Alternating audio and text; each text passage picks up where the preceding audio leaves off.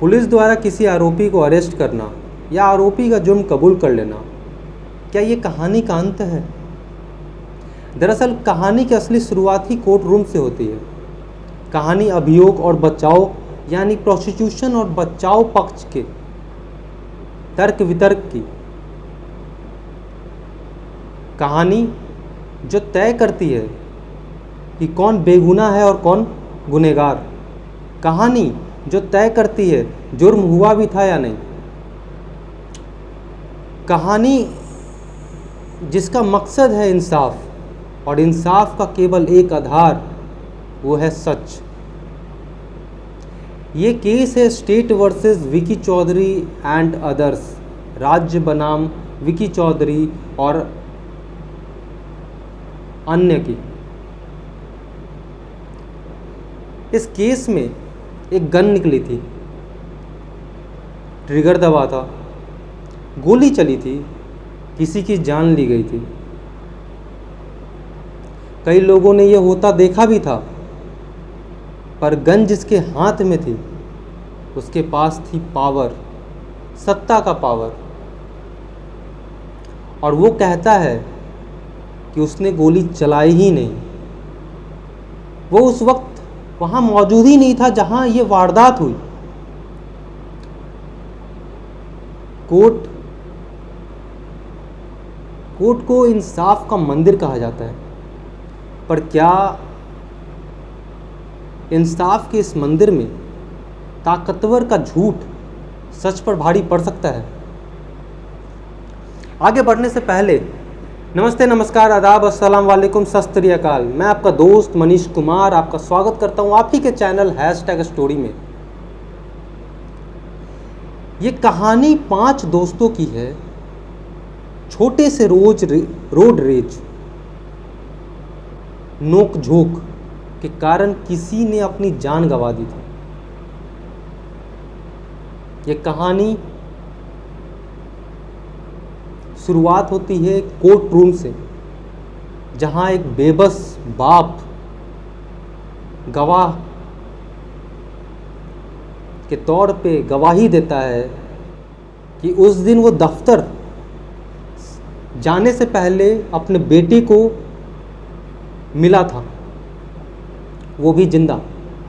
शाम को जब वो लौट कर आया तो रवि वो शख्स है जिसने अपनी जान गंवाई। रवि की मम्मी ने कहा कि वो इम्तियाज का बर्थडे मनाने बाहर गया है। मैंने अपने बड़े बेटे अमित को फ़ोन लगाने को कहा। मेरे बड़े बेटे अमित ने फ़ोन लगाया तो उस बात भी हुई और जवाब भी आया कि मैं आ रहा हूँ भैया घर, लेकिन वो घर कभी नहीं आया। जैसे ही ये चीज़ ख़त्म होता है, बचाव पक्ष नरेंद्र गोयल, रवि गोयल के फादर से ये सवाल करता है, क्या आपको वो तारीख याद है? भला उस बाप को वो तारीख वो कैसे भूल सकता है? उन्होंने जवाब देते हैं 16 अप्रैल 2017।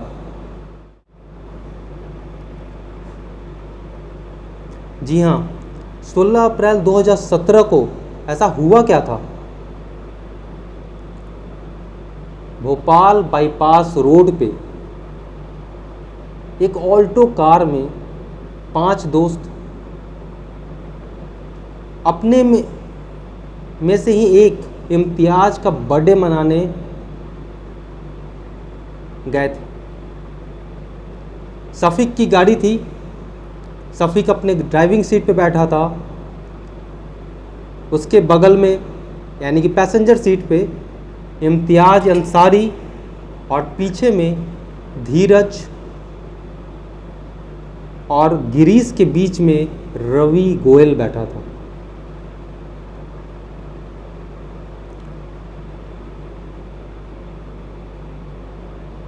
एक्चुअली में वो लोग बच्चे थे, अभी 18 साल की दहलीज पार ही किया था उन्होंने। इम्तियाज का 18 साल उस दिन हुआ ही था और सभी बच्चे लगभग 18 साल की दहलीज पार करने वाले थे और कर चुके थे। भोपाल बाईपास रोड पे से वो जा रहे थे। सामने में एक फॉर्च्यूनर बड़ी कार, उनसे उन लोगों ने ओवरटेक किया, लेकिन जो उस फॉर्च्यूनर कार में बैठे जो लोग थे, जो शख्स थे, उनको ये बिल्कुल नागवारा गुजरता है। उन्होंने अपने गाड़ी के एस्केलेटर को बढ़ाया और उस ऑल्टो कार में बैठे सभी को रोकते हैं और मार पीट पे उतर आते हैं। गन निकाल ली जाती है, छोटी सी बात। उस फॉर्च्यूनर में बैठे थे विकी चौधरी के कज़न पीयूष चौधरी और उनके बॉडीगार्ड सतीश साहू।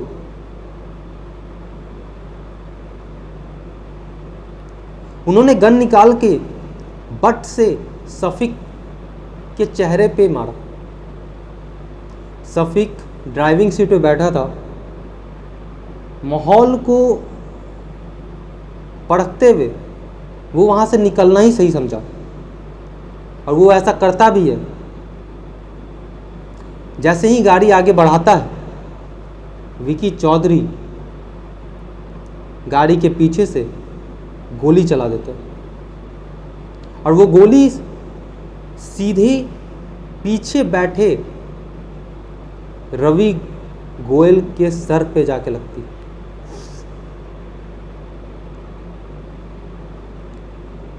कहानी आगे ले चलूं उससे पहले ये बता देना चाहता हूं कि विकी चौधरी XYZ पार्टी प्रमुख रमेश चौधरी का बेटा था।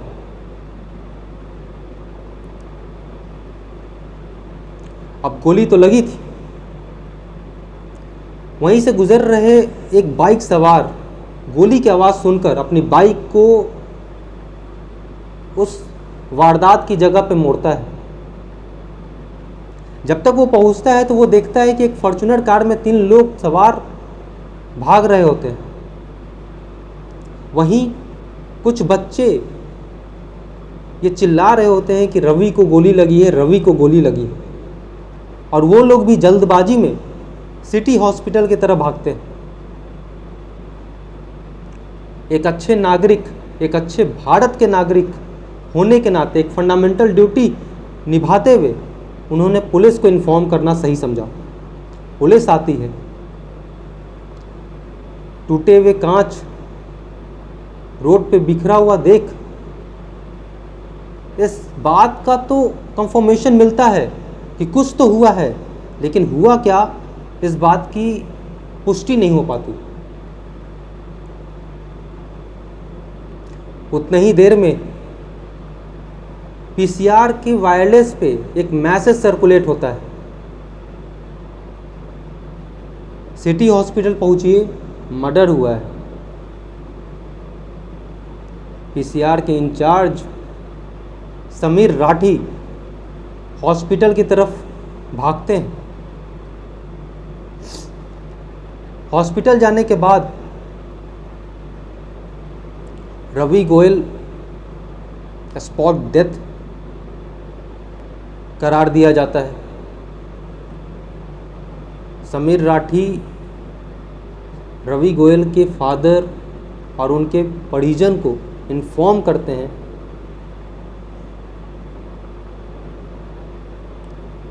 एक FIR दर्ज होती है, क्योंकि संदिग्धों को देखा गया था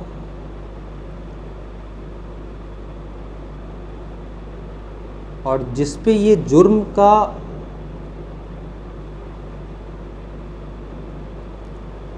एलिगेशन लगा था वो छोटा मोटा आदमी नहीं, एक विकी चौधरी जो एक XYZ पार्टी प्रमुख रमेश चौधरी का बेटा था। लेकिन प्रेस के कवरेज के कारण पुलिस को तुरंत एफआईआर दर्ज करना पड़ता है मर्डर और आर्म्स एक्ट के तहत। मर्डर 302 आईपीसी 302 और आर्म्स एक्ट 27 के तहत, आईपीसी आर्म्स एक्ट 27 के तहत एफआईआर दर्ज होती है विकी चौधरी, पीयूष चौधरी और उनके बॉडीगार्ड सतीश साहू के ऊपर। पुलिस विकी चौधरी के घर पहुंचती, वहां रमेश चौधरी और गायत्री देवी, उनके माता पिता, गेट खोलते। समीर राठी जो उस केस के इंचार्ज भी थे, वो पूछते हैं कि विकी चौधरी कहाँ है। रमेश चौधरी को तो सब कुछ पता था। रमेश चौधरी बयान देते हैं कि विकी चौधरी यहाँ है ही नहीं, वो तो मुंबई में पढ़ाई कर रहा है होटल मैनेजमेंट का।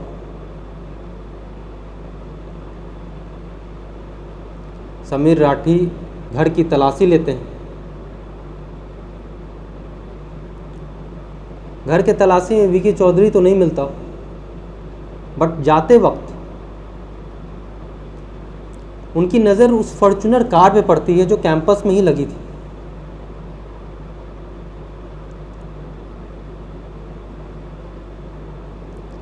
अब गेटमैन रामदेव शुक्ला, कांस्टेबल रामदेव शुक्ला को समीर राठी बुलाते हैं और पूछते हैं ये कब से यहाँ लगी है। वो बताता है ये अब आज कभी निकली ही नहीं, बहुत पहले से लगी है साहब। लेकिन जब समीर राठी उसके बोनट पे हाथ फेरते हैं तो वो काफ़ी गर्म था। ऐसा मालूम पड़ रहा था कि वो तुरंत अभी चल के कैंपस में आई है। समीर राठी को शक होता है।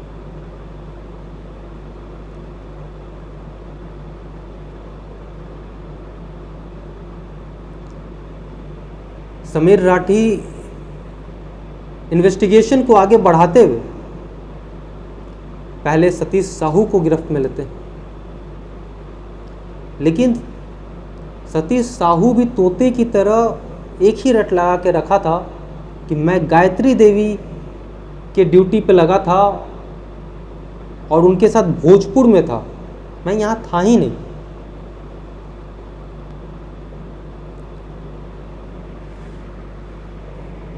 लेकिन उस कार के इंसिडेंट के बाद समीर राठी को ये कंफर्मेशन हो गई थी कि कुछ तो दाल में काला है। पाड़ा फॉल्स इंफॉर्मेशन, गलत सूचना देने और 177 आईपीसी 177 आरोपी को छुपाने के आरोप रमेश चौधरी और गायत्री देवी पे ये एलिगेशन लगाते हैं और चार्जशीट बनाते हैं और उनको गिरफ्तार करते हैं। उनके गिरफ्तारी के बाद ये खुलकर सामने आता है कि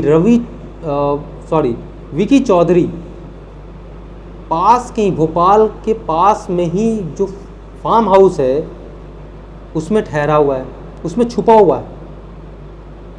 पुलिस वहाँ दबिश देती है और दबिश में विकी चौधरी पकड़ा जाता है और विकी चौधरी के साथ वो गन भी पाई जाती है जिस गन से वो वारदात हुआ था, वो हत्या हुई थी।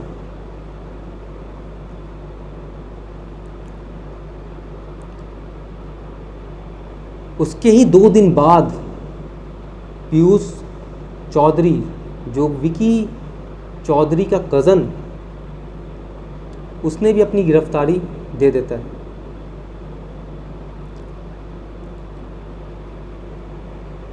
अब टाइम था जो संदिग्ध,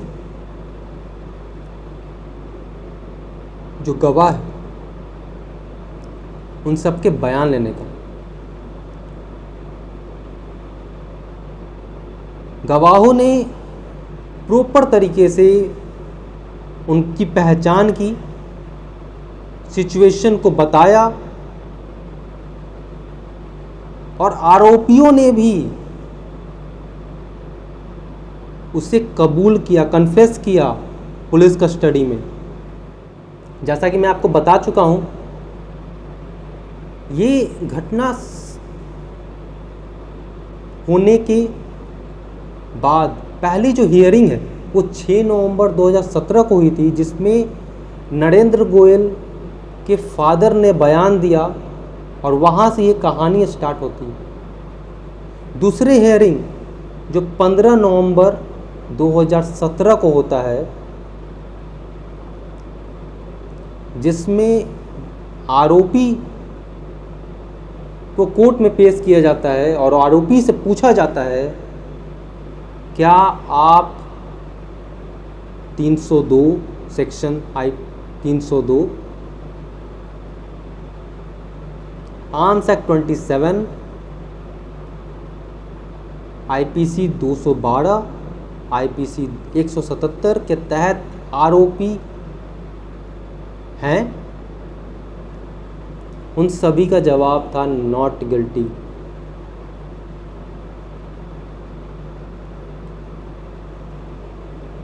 ताकत के ठेकेदार के सामने आम आदमी डट के खड़ा था।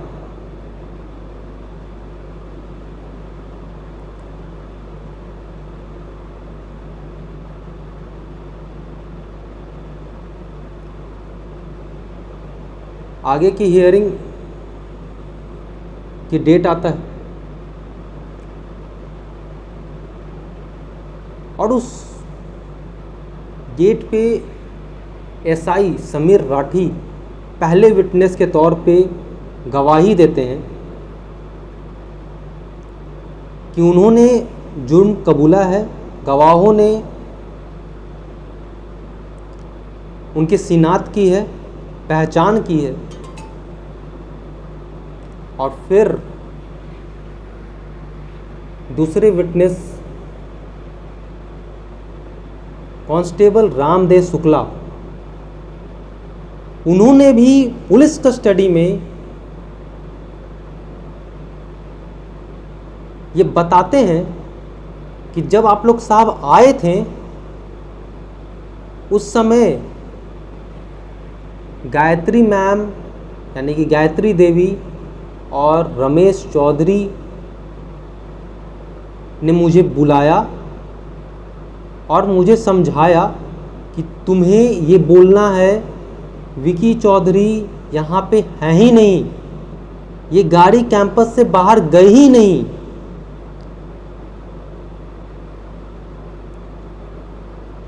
वो बताता है कि मैं क्या करता साहब, मुझे झूठ बोलना पड़ा, नहीं तो वो मुझे मार डालते हैं।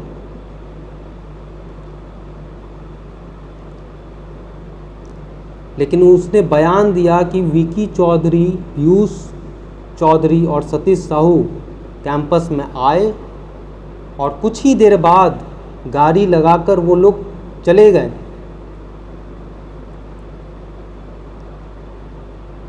लेकिन जब कोर्ट में सेकेंड विटनेस के तौर पे जब उसे पेश किया गया तो वहाँ पे वो ये इस बात से मुकर गया। अब इस मुकरने के बाद उस माँ बाप पे क्या गुजर रहा होगा, वो माँ तो आज भी अपने बच्चे का एहसास करती होगी, यादें सताती होंगी उन्हें।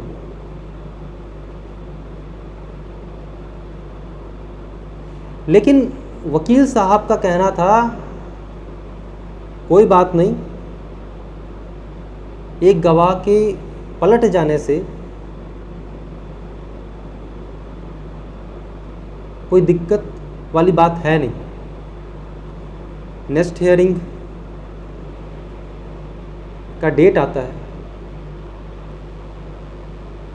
अब तो केस की गुत्थी लगभग सुलझ गई थी, सब कुछ साफ था, चश्मदीद गवाह थे, संदिग्धों के बयान थे, मर्डर में इस्तेमाल किए गए किया गया हथियार भी था, फॉरेंसिक रिपोर्ट भी थी। कोर्ट की भाषा में बोले तो ये ओपन एंड शट केस था। लेकिन क्या ये ओपन एंड शट केस था? अगले हियरिंग में तीसरा विटनेस शफीक अंसारी, जो उस दिन ड्राइव कर रहा था, उसी की गाड़ी थी, रवि गोयल का दोस्त, जिसने पहचान की थी, शिरनाख्त की थी कि उन तीनों आरोपियों की।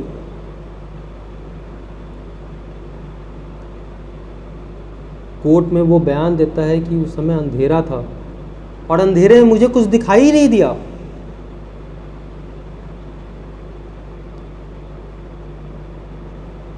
कोर्ट के लैंग्वेज में कहा जाए तो हॉस्टाइल हो जाना।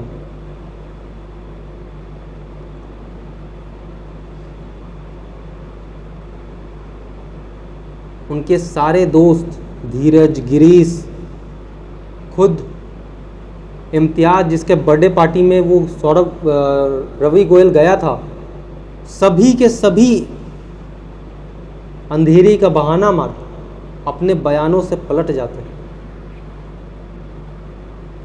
सभी हॉस्टाइल हो जाते हैं।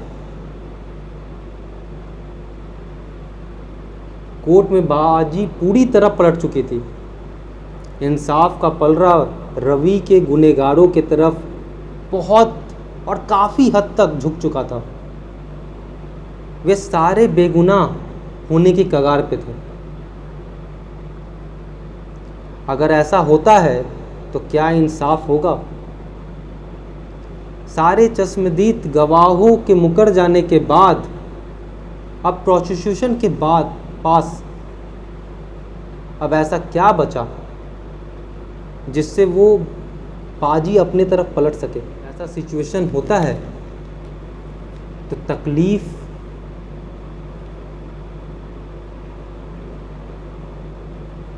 उस माँ बाप पे क्या गुजर रहा होगा। लेकिन कोर्ट में आना का मतलब, कोर्ट का मतलब इंसाफ। कोर्ट में अब भी बहुत कुछ आना बाकी है। ऐसे कई सबूत हो सकते हैं जो चश्मदीद गवाहों के पलट जाने के बावजूद सच्चाई का उजागर कर सकते हैं, सारे तार सच्चाई से जोड़ सकते हैं। रवि के फादर नरेंद्र गोयल हताश ज़रूर हो चुके हैं, पर उनकी लड़ाई अभी बाकी है। इंसाफ अब तक हुआ नहीं है। इंसाफ का तराजू आखिरकार किसके तरफ झुकेगा और किस तरह झुकेगा, यह सुनेंगे इस एपिसोड के दूसरे पार्ट में। कल रात 9 बजे फिर से हाजिर हों। जल्दी दूसरा पार्ट लेकर आएंगे और कल ही लेकर आएंगे। तब तक के लिए सत्यमेव जयते। जय हिंद।